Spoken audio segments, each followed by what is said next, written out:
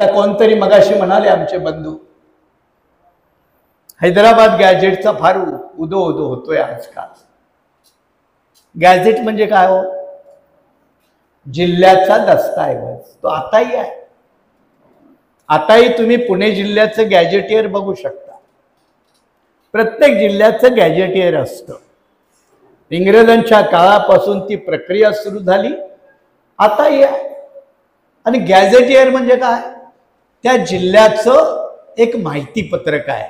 नद्या किती आहेत, धरणं किती आहेत, शेती किती आहे, कोरडभाऊ जमीन किती, इरिगेटेड जमीन किती, प्राणी किती, माणसं किती, कोणत्या समुदायाची, कोणत्या जातीची, कोणत्या धर्माची माणसं किती, ही ढोबळ माहिती असणारं गॅजेटियर. परवा एका मुंबईतल्या चॅनलवरती इंटरव्ह्यू होती माझी आणि मराठा आरक्षणच्या संदर्भात मला त्यांनी विचारलं, तेव्हा मी त्यांना सांगितलं की जर निजामकालीन गॅजेटच्या नोंदी लक्षात घेऊन जर आपण वापर केल्या तर त्याचा वापर कोणीही करू शकतो. अबॉरिजिनल ट्राईब या नावाखाली पूर्वी अनेक लोक होते. आज जे एसटी या कॅटेगरीत नाहीत, मग ते सुद्धा दावा करतील. त्यामुळे अशा गॅजेटियरला मान्यता देणारं सरकार नावाची व्यवस्था उद्या भविष्यामध्ये काही अडचणी निर्माण करणार नाही ना, याचा गंभीरपणे विचार करण्याची गरज आहे. आणि म्हणून आपल्या आदिवासी चळवळीला एका ठाम वैचारिक भूमिकेची गरज आहे. एका वैचारिक संघर्षाला जायचं असेल तर आपल्याला एक ठाम भूमिका लागते. आणि ती भूमिका जर आपण स्वीकारली तर मग आपल्या संघटनेला त्या वैचारिकतेची धार येते. बिरसाच्या संघर्षाला धार का? बिरसाने एक आयडियोलॉजिकल भूमिका स्वीकारली. बिरसानं आरक्षण मागितलं नाही. बिरसा सरळ म्हणाला, हा देश आमचा, ही भूमी आमची, तुम्ही इथून निघून जायचं, आम्ही आमचं राज्य चालू. जमीनदार असो, इंग्रज असो. आजकाल एक सोशल मीडियामध्ये फार चांगली पोस्ट एक सर्क्युलेट होते. त्या पोस्ट मध्ये असं लिहिलं जातं की आजपर्यंत अधिकृतरित्या भारत सरकारची भूमिका काय, आणि भारत सरकारची भूमिका की आपल्या भारतामध्ये कोणीही आदिवासी नाही. आजपर्यंत केंद्रातल्या सरकारांची अधिकृत भूमिका कोणीही आदिवासी नाही. कारण कोणी आदिवासी आहे असं म्हटलं तर मग बाकीचे कुठून आले हा प्रश्न आहे. आणि ते नेमके कोण? बाबासाहेब आंबेडकरांचे सहकारी दादासाहेब गायकवाड यांनी मुंबई प्रांतीय विधिमंडळामध्ये एकदा प्रश्न विचारला होता आणि तो हरिजन शब्दावरून होता. दादासाहेब गायकवाड असं म्हणाले की आम्ही हरिजन आहोत, तर उरलेले कोण, राहिलेले कोण? तीच नेमकी बाब भारत सरकारला लागू होते. आदिवासी भारतात नाहीत हा आजपर्यंत भारत सरकारचा जागतिक विचारपीठावरती स्टँड आहे. त्यामुळे 9 ऑगस्ट आपण जागतिक आदिवासी दिवस साजरा करतो सगळे. त्या दिवशी आपल्या भारताच्या राष्ट्रपती ज्या आदिवासी समुदायाच्या आहेत त्या सुद्धा तुम्हाला शुभेच्छा द्यायची हिम्मत नाही करत. भारत सरकारचे प्रधानमंत्री त्यावेळेला आदिवासी दिनाच्या शुभेच्छा देत नाही. आणि आत्ताच आहे असं नाही, सुरुवातीपासून आहे. सरकार व्यवस्था कुणाची असो, भूमिका तीच आहे. मग जे आमचं अस्तित्वच मान्य करत नाही त्यांना आम्ही काय म्हणून मान्य करावं हा तार्किक प्रश्न आहे. त्यांचं वर्चस्व आम्ही काय म्हणून मानावं हा तार्किक प्रश्न आहे. त्यांना आम्ही आमच्या अंगा खांद्यावरती घेऊन काय म्हणून नाचावं, हा चळवळीचा प्रश्न. आणि हे ज्यांना समजत नाही ते ना स्वतःच्या संघटना निर्माण करतात, ना स्वतःची ताकद निर्माण करतात. आणि ज्याच्याकडे ताकद नाही त्याला कुणीही विचारत. देशभरामध्ये आदिवासी 8-9% पण एक झारखंड सोडलं तर आदिवासी शक्ती पॉवर म्हणून आपल्याकडे कुठेही नाही. याचा कधी आपण गांभीर्याने विचार करत नाही. कधी कधी आपण म्हणतो नेते खूप झाले, होऊ द्या हो, पहिले एक पण नव्हते, आता बऱ्यापैकी झाले. पुढच्या टप्प्यात लायक किती नालायक किती कळून येईल. आणि जे मजबूत आहेत ते टिकतील.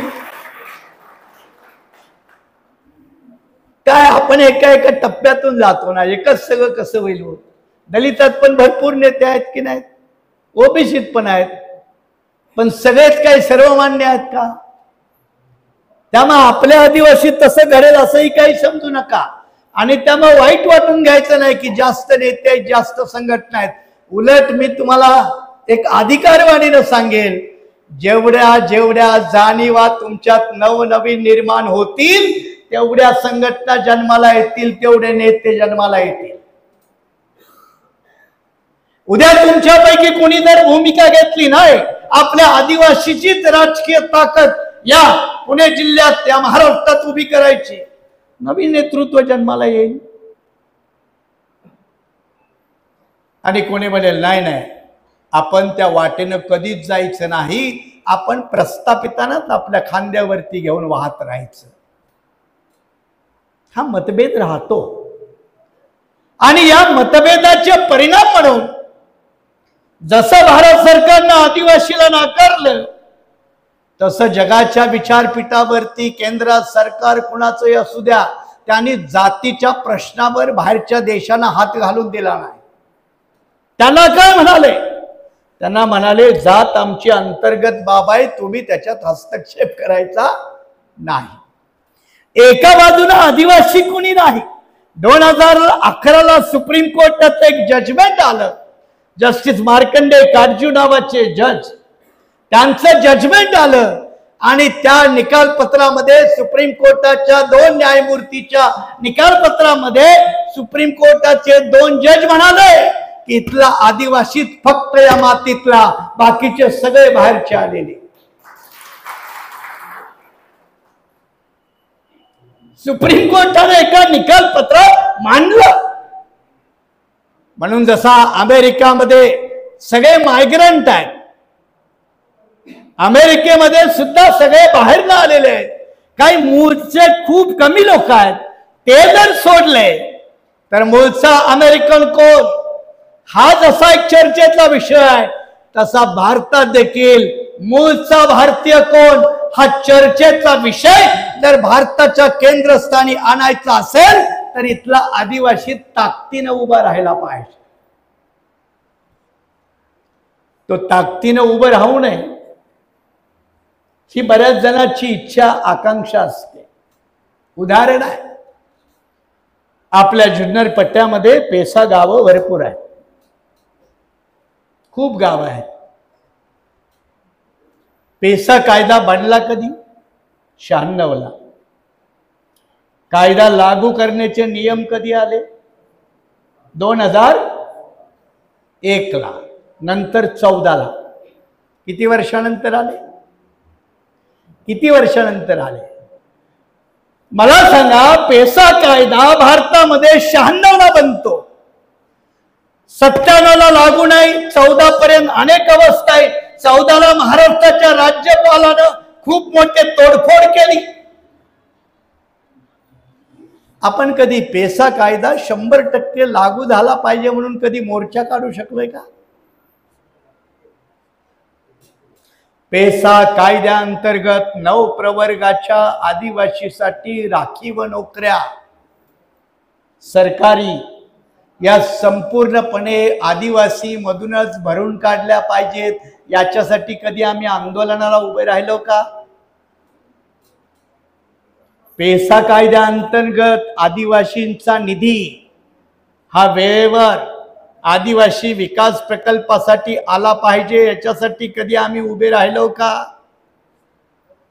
महाराष्ट्रामध्ये 400 450 आदिवासी विकास विभाग अंतर्गत मुलांची छात्रालय, आश्रमशाळा यातल्या सरकारी कर्मचाऱ्यांना कायम सेवेत घ्यावं म्हणून कधी आम्ही उभे राहिलो का?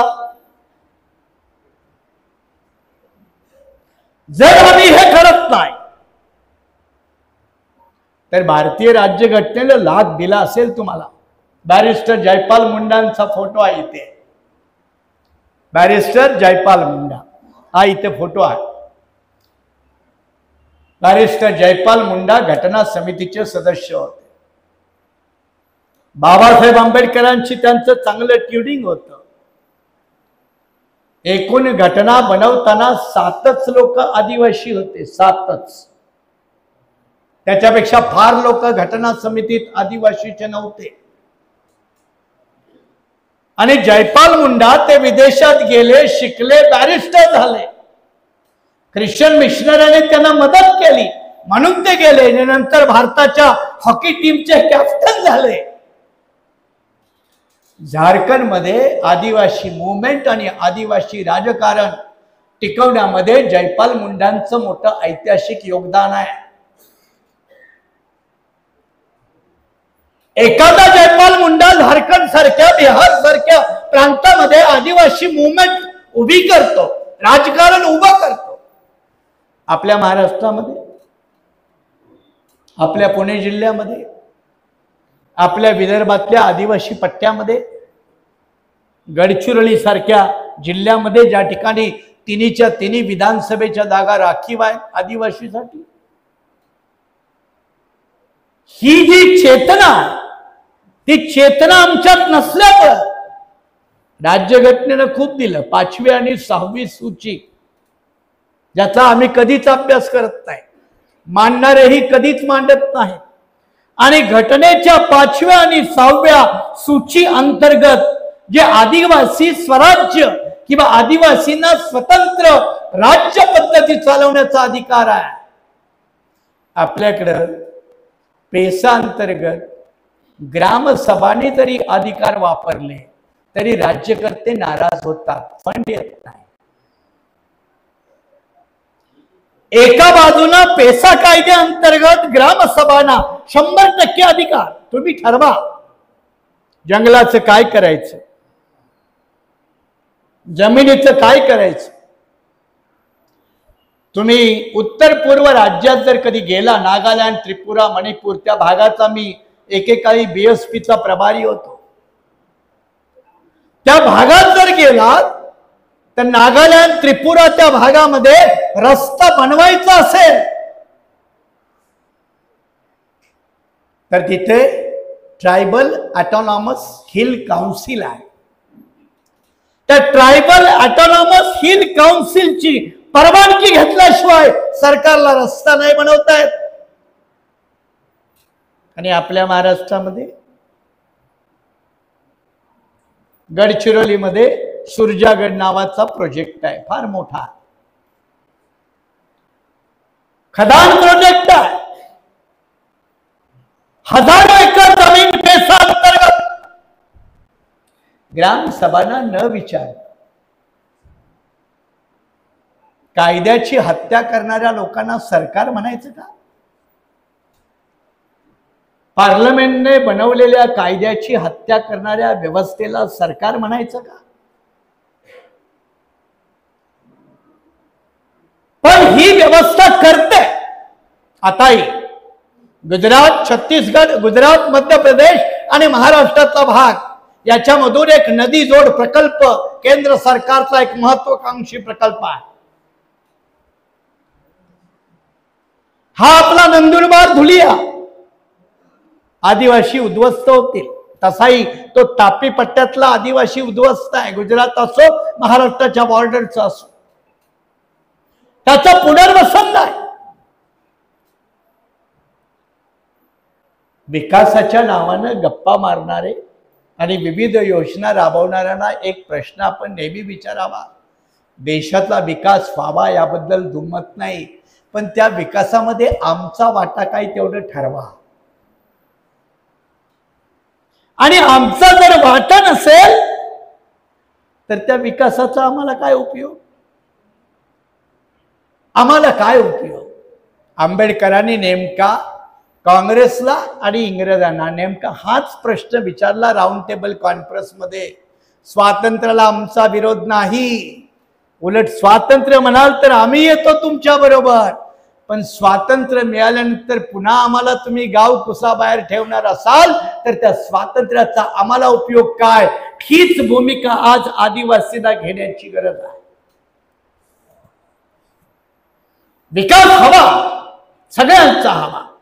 त्याच्यासाठी नदी, धरणं, रोड, रस्ते आलं, पण तुमचा विकास आणि आमचा विनाश हे आम्हाला मान्य नाही, हे ठासून सांगता आलं पाहिजे. आणि हे ठासून कोण सांगेल? महाराष्ट्रात आपले रिझर्व्ह जागेचे 25 आमदार आहेत, दलितांचे 29 आहेत,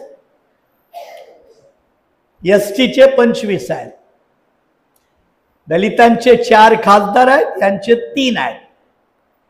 देशातल्या लोकसभेत दलितांचे 84 आहेत, आदिवासीचे 31 आहेत, 47 आहेत. आता मला सांगा, 47 आदिवासीचे राखीव जागेतून खासदार पार्लमेंटमध्ये आहेत. महाराष्ट्रामध्ये राखीव मतदारसंघातून आदिवासी आमदार 25 आहेत. लाडक्या बहिणीला पैसा कुणाचा गेला? कुणाचा गेला? समाज कल्याण खातं आणि आदिवासी विकास विभाग हे इतरांच्यासाठी चरण्याचं कुरण आहे. या 2 खात्याचा निधी जेव्हा की तो निधी देण्याची घटनात्मक व्यवस्था आहे म्हणून निधी येतो, ती जर घटनात्मक व्यवस्था नसती तर तोही आला नसता. पण जो निधी येतो त्याचं 100% युटिलायझेशन नाही. इकडे आश्रमशाळा बंद पडल्या तरी चालतील.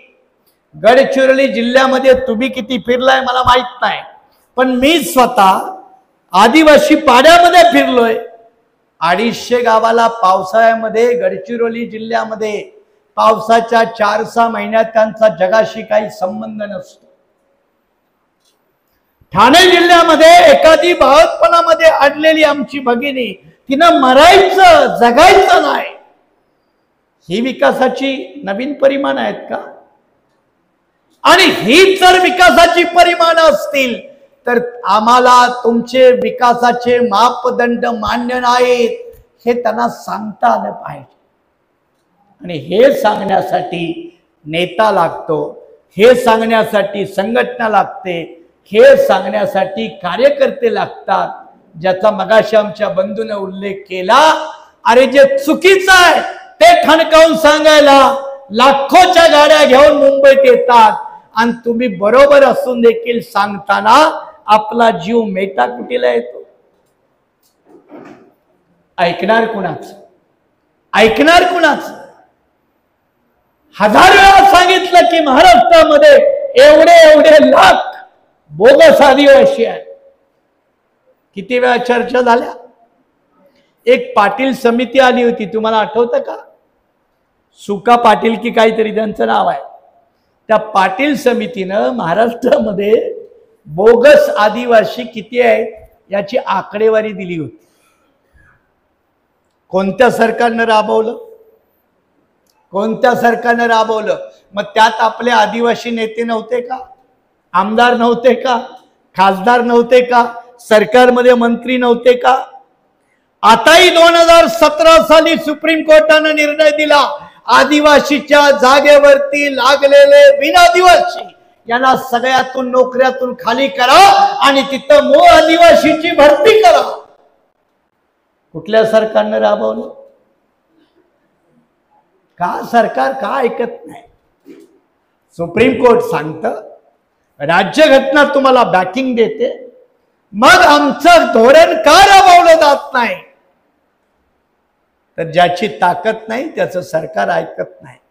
परवा बघितलं ना, ज्यांच्याकडे ताकद आहे, जिसकी लाठी उसकी, आताही चालू आहे. ते काही इतिहास जमा झाले असं काही समजायची गरज नाही.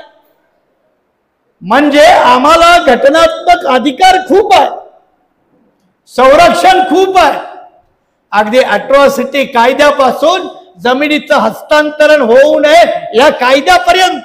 पण मगाशी उल्लेख केला, नवीन तंत्र आलं, आदिवासींच्या पोरी बरोबर लग्न करा.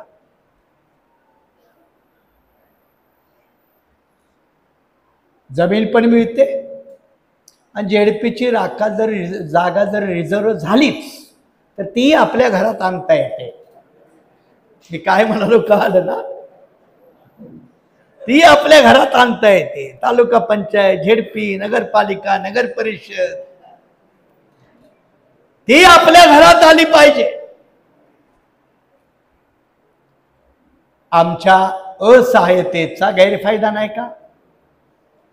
आमच्या कमजोरपणाचा गैरफायदा नाही का? आमच्या वाईट परिस्थितीचा हा गैरफायदा नाही का? आणि हे गैरफायदा घेणारे लोक आता काय सांगतात? आता मगाशी आमच्या बंधूंनी त्या विषयाला थोडं टच केलं. आता केंद्र सरकारनं 2 धोरणं आणलेत ज्याचा आदिवासी तरुणांनी विचार करावा, शिकल्या सवरलेल्या तरुणांनी विचार करावा. त्यातलं एक म्हणजे आदिवासी हे हिंदू आहे, आदिवासीचं हिंदूकरण. आदिवासी हा हिंदू आहे आणि मग सुरुवात होते, या देशात कुणी आदिवासी नाही. तुम्ही सगळ्यांनी तुमची सर्टिफिकेट हिंदू लिहिलं की तुम्ही शत्रूचं काम सोपं करताय, आपलं काम अवघड करताय. तुम्ही आपल्या नावापुढे हिंदू लिहिलं की आदिवासी संपला. आदिवासी निसर्गपूजक आहे, तो कोणत्या धर्माचा नाही. जरी त्याला उत्तरेमध्ये शरणा धर्म म्हटलं जातं. बिरसा मुंडाने एका वेगळ्या धर्माची परिभाषा करताना बिरसा धर्म म्हटलं, पण आदिवासी हिंदू नाही हा इतिहास उघड आहे. मग आदिवासी हा हिंदू नाही आणि इथलं सरकार मात्र आदिवासीला हिंदू बनवायला 100% ताकद लावतं. आपण हॉस्पिटलमध्ये जन्मलो ना, तर आपली नोंद ते करतात, त्याला विचारत पण नाही आपणाला. दाढीवाला नाही ना, मग तो हिंदू. बौद्ध असला तरी तो हिंदू, आदिवासी असला तरी हिंदू. हे षडयंत्र आहे. 3 दिवस आत्ता गेल्या आठवड्यात बीडला संघाची आदिवासी जनजाती परिषद झाली. काल परवा राजस्थानमध्ये जोधपूरला झाली. याने शोध लावला, आदिवासी नाही तर मग कोण आहे? मग वनवासी. यानेच वनवासी शब्द प्रयोग आणला. तर वनवासी शब्द आणला तर त्याला मायथॉलॉजीचा आधार दिला. मायथॉलॉजी म्हणजे एक धर्मशास्त्राच्या पद्धतीचं सपोर्ट दिलं. त्याने काय सपोर्ट दिला? सपोर्ट असं दिला की हेच लोक आहेत जे प्रभू रामचंद्रासोबत वनवासाला गेले. कोण लोक आहेत? हेच लोक आहेत ते प्रभू रामचंद्रासोबत वनवासाला गेले. प्रभू रामचंद्र आले, हे तिथंच राहिले. हे इकडे आले पण हे तिथंच राहिले, म्हणून हे वनवासी. आता मला सांगा, वनवासी बनवण्याच्या पाठीमागचं षडयंत्र काय हो? तुमच्या आदिवासीच्या इतिहासाचं समूळ उच्चाटन, पूर्णपणे 100% दफन. आपण एका बाजूला आपला इतिहास काढू, त्यांनी दफन करावं. त्यांच्या हातात सरकार नावाची व्यवस्था सगळा पैसा अडका धनदानगे संपत्ती त्याने दफन करावं. आणि म्हणून आता या आदिवासी पट्ट्यामध्ये देशभर वनवासी कल्याण आश्रमाच्या माध्यमातून काम कोण करतं? त्याला विवेकानंद इंटरनॅशनल सारख्या अमेरिकेतून संघटनेचा आर्थिक मदतीचा प्रवाह कोण देतं? आणि त्या आदिवासींच्या मध्ये सगळे धर्मथोतान सांगणारे बुवा साधू बाया यांना पाठवून तुमच्या डोक्याचा सत्यानाश कोण करतं? त्या डोक्याचा सत्यानाश कोण करतं? आणि हे एक मोठं विखारी षडयंत्र आहे. एका बाजूला आंबेडकरांची राज्यघटनेच्या माध्यमातून आपल्या उज्ज्वल भविष्याची मांडणी आपण करायचा प्रयत्न करतो आणि दुसऱ्या बाजूला समाज आणि शासन व्यवस्था आपल्या उद्ध्वस्त धर्मशाळेचा इतिहास कायम पुढे चालू ठेवायला बघते. आपण ठरवायला हवं त्यांच्या उद्ध्वस्त धर्मशाळेत आपण जायचं की आंबेडकरांच्या राज्यघटनेकडे जायचं, याचा एकदा निर्णायक फैसला केला पाहिजे. आणि हा फैसला विचारांती होईल, भावनेच्या आधारावरती नाही. आणि त्याच्यासाठी विचाराच्या आधारावर संघटन उभं राहिलं पाहिजे, कार्यकर्ता उभा राहिला पाहिजे, नेता उभा राहिला पाहिजे. आणि जर तो विचाराच्या आधारावरती उभा राहील तर तो मात्र आपल्या विचाराला आपल्या प्रश्नाला न्याय देईल. ही ताकद आपल्याला निर्माण करायची असेल तर इतिहासापासून स्फूर्ती घ्यावी. पण बिरसा परत नाही येत, तंत्या परत येत नाही, बाबासाहेब येत नाही, फुले येत नाही. जिवंत आहोत ते आपण, आपणाला आपलीच लढाई लढावी लागेल. ज्याने बलिदान केलं तर केलं, आता आपणाला बलिदान करायची वेळ आहे. मग आपण कुणीतरी ती टिचकीभर जागा तालुका पंचायतची जागा देते म्हणून जायचं की आदिवासींनी ताकदीनं या देशात उभं राहावं, महाराष्ट्रात उभं राहावं, पुणे जिल्ह्यात उभं राहावं, जुन्नर तालुक्यात उभं राहावं म्हणून आदिवासी संघटनेसाठी आयुष्य घालवायचं? याचा निर्णय करणं गरजेचं आहे. याचा निर्णय करणं गरजेचं आहे. आणि हा निर्णय करण्याची ताकद, कार्यकर्ता प्रबुद्ध होणं याच्याशिवाय मार्ग नाही. आपल्याला इतिहासाची जाणीव असली पाहिजे, करावी, केलीच पाहिजे. इतिहास ताकद देतो, स्फूर्ती देतो, चेतना देतो. पण लढण्याची शक्ती तुम्हाला तुमच्या संघटनेमधूनच निर्माण करावी लागेल. आणि ती लढण्याची शक्ती आताही बघा, म्हणजे कुठल्याही तालुक्यात जा, ते आंबेडकरी चळवळीकडे काय सगळे नेते चांगले आहेत असं काही नाही. तिथंही बिकाऊ माल असतो. बिकाऊ माल आणि टाकाऊ माल हा सगळ्या समाजात असतो. तो सगळ्या समाजात असतो. बिकाऊ आणि टाकाऊ तो सगळीकडेच असतो. पण सामाजिक शक्ती म्हणून एक दहशत असते. मराठा समाजाकडं नेता म्हणून ताकद नाही, पण समाज म्हणून दहशत आहे. महाराष्ट्रातील बौद्ध समाज, त्याच्याकडे नेता म्हणून ताकद नाही, पण समाज म्हणून शक्ती आहे. आपल्या आदिवासी बांधवाकडं समाज म्हणून शक्ती निर्माण झाली पाहिजे, याच्यावरती गांभीर्यानं मंथन करा. आणि जेव्हा समाज म्हणून शक्ती उभी राहते तेव्हा एखादा निकला नेता, 2-4 नेते विकले तरी काही फरक पडत नाही, कारण समाजाची ताकद तिथं उभी असते. मराठा समाज आज महाराष्ट्रामध्ये जे बार्गेन करतो ते सामाजिक ताकदीवरती, समाजाच्या ताकदीवरती. याचाच अर्थ समाजामध्ये एक मोठी ताकद आहे.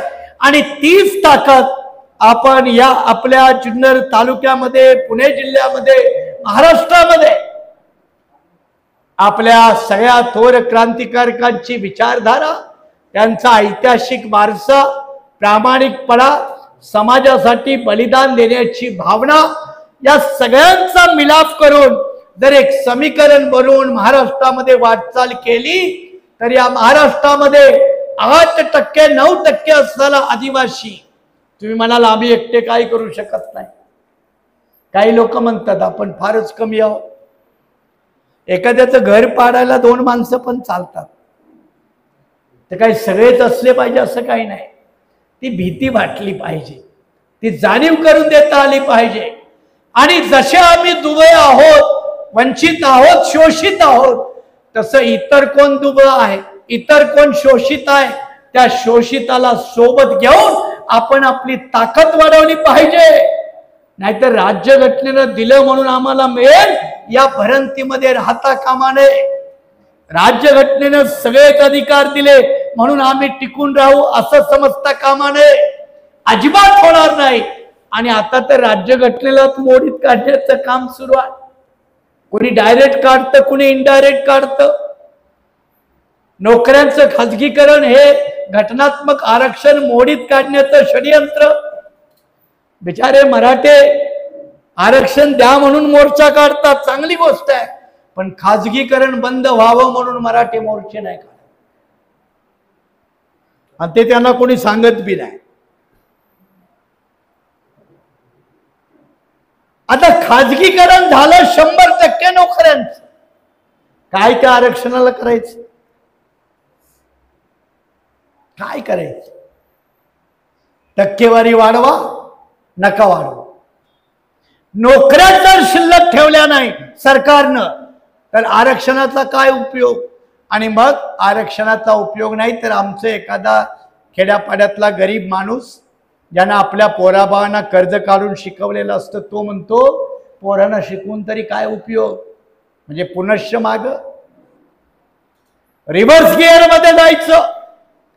अशा पद्धतीनं जेव्हा सरकारी यंत्रणा काम करते तेव्हा तिला कुठेतरी रोकावं लागतं, थांबवावं लागतं, सांगावं लागतं.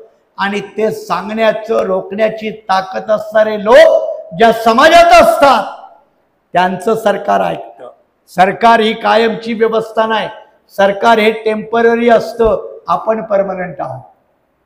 सरकार हे टेम्पररी असतं, आपण परमनंट आहोत, आपण सरकार बनवणारे आहोत. या भूमिकेत जर गेलं तर मग आंबेडकर कळतात. मताचा अधिकार आदिवासींना द्यायला नको असं घटना समितीमध्ये सांगणारे अनेक लोक होते. जंगलात राहतात, यांना काय कळतं? मताचा अधिकार नको. महिला, युरोपमध्ये महिलांना मताचा अधिकार उशिरा मिळाला, नको. आणि मग एक आंबेडकर ठासून बसला आणि म्हणाला घटनेचा जर निर्माता मी आहे तर मी ठरवेन. आणि त्यांनी सांगितलं या भारतातला जो सज्ञान आहे तो कोणत्याही जाती धर्माचा असो त्याला मताचा अधिकार मिळेल. म्हणून तो आला आणि त्या मताच्या अधिकारामुळं 5 वर्षातून एकदा का होईना पण आपल्या दारात येतो कोणीतरी, येतो ना. प्रचंड मोठा धनदांडगा असतो, 100 गाड्याचा ताफा घेऊन फिरतो, प्रचंड मोठी भाडत्री फौज ताकदीला असते. पण त्या दिवशी माझ्या आईच्या म्हाताऱ्या आईचं पाय आणि त्याचं डोकं यांचा संगम होतो. त्याच दिवशी होतं. आपल्या म्हाताऱ्या बापाच्या पायाला हात लावतो तो त्याच दिवशी. तो आंबेडकरांनी दिलेल्या मताच्या अधिकारामुळं, अन्यथा तो आपल्याकडे आलाही नसता. मी विनोदानं म्हणतो आमचे मुंबईमध्ये आपल्या झोपडपट्टीतील पोरं फार सुंदर असतात, त्यांनाही उचलून घेतात. त्यांच्या नाकातून अरबी समुद्र वाहत असतो, त्याच्यासह पप्पी घेतात. त्याच दिवशी ही आमची ताकद आहे, ही हिडन पॉवर आहे. या हिडन पॉवरची आम्हाला जाणीव झाली पाहिजे. आणि ही हिडन पॉवर आम्ही जर वापरली की पेसा कायदा अंतर्गत निधी आणि नोकऱ्या जर 100% देणार नाही तर माझ्या गावात निवडणुकीच्या काळामध्ये पाऊल ठेवायचं नाही, हे तुम्ही ज्या दिवशी बोलाल ना त्या दिवशी इतिहास बदलायला सुरुवात होईल. ही सुरुवात होईल. पण ती बोलण्याची ताकद, ज्याच्या पाठीमागं संघटना आहे, ज्याच्या पाठीमागं कायदा आहे, अशीच लोक बोलू शकतात. शेवटी पंगा घेणं हे सुद्धा कुणालाही जमत नाही. पंगा घ्यायचा असेल तर थोडीफार ताकद उभी करावी लागते. आणि तीच ताकद अशा आपल्या शौर्य दिनाच्या निमित्तानं अशा आपल्या गौरवशाली इतिहासातून, अशा आपल्या गौरवशाली संघर्षातून ही ताकद आपण आपल्यामध्ये स्वतःमध्ये निर्माण करावी, आपल्या समाज बांधवामध्ये निर्माण करावे। आणि जसं फुले आंबेडकर असो, बिरसा असो कि जिसका दल है उसका बल है, जिसका दल नहीं उसका बल नहीं। संघटन हीच एक ताकद आहे, माणसात ताकद नाही, ताकद संघटनेत असते। हे आम्ही जर समजून आमचं संघटन उभं केलं तर बडे बडे या कार्यक्रमाला कोणी आमदार खासदार काय येत नाहीत मला माहित नाही, मंत्री बिंत्री काय येत नाहीत मला माहित नाही, पण त्यांना असं वाटत असावं की या छोट्याशा कार्यक्रमात आपण जाऊन काय म्हणून अडचणीत यावं।